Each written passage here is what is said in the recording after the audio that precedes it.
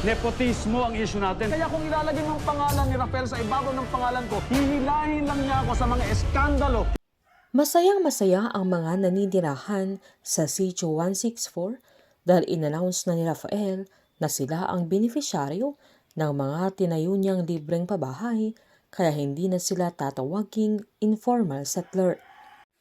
Napasigaw pa si Melanie nang magpasalamat ito dahil medyo malayo sila sa venue na agad naman siyang kinawayan ni Rafael nang makita niya sila.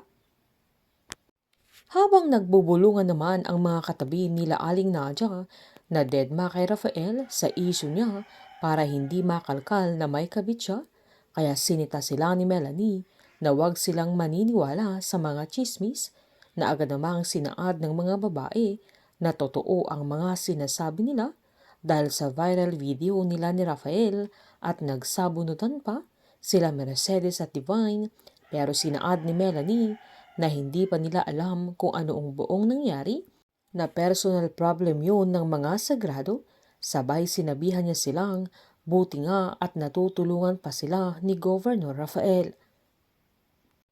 Habang tinawagan naman ni Aling Nadia si Moises upang ipaalam ang pagtulong ni Governor Rafael sa kaso ni Roland, sabay sinaad naman ni Melanie na nag-iimpake na sila para lumipat sa sarili nilang pabahay, na yun ang pangarap ni Roland para sa kanila, kaya yun ang ginawa ni Rafael, kaya pati mga kapitbahay nila ay naambunan ng grasya.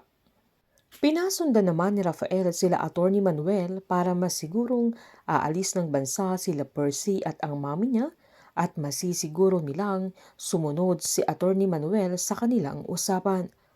Nang tawagan ni Rafael si Vincent ay sinaad niyang nakapasok na sila sa airport.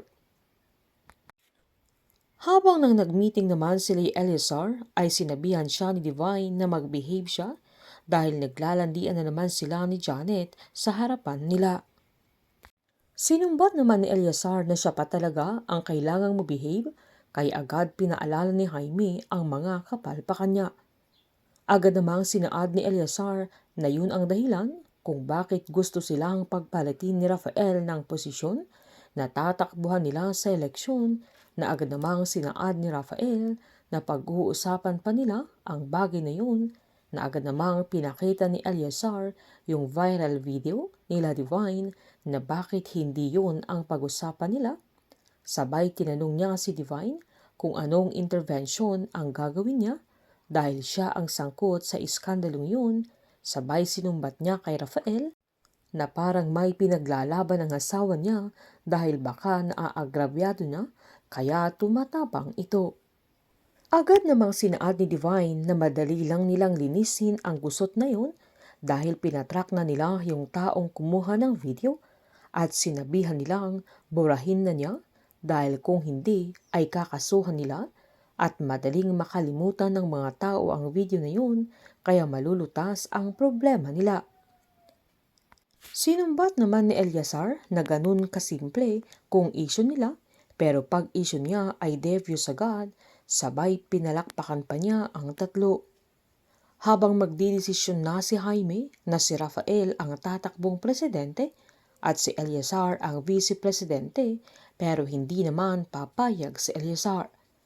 Dahil sa eleksyon ay magiging magkalabang palihim ang mga sagrado at sila mismo ang mga magbabanggaan at sisira sa kanilang sagradong pamilya na pinapahalagahan at pinoprotektahan. Painit ng painit ang mga tagpo, sabay-sabay po nating subaybayan ang advance episode ng Pamilya Sagrado dito lamang po sa aking channel.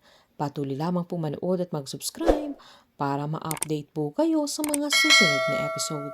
Marami pong salamat.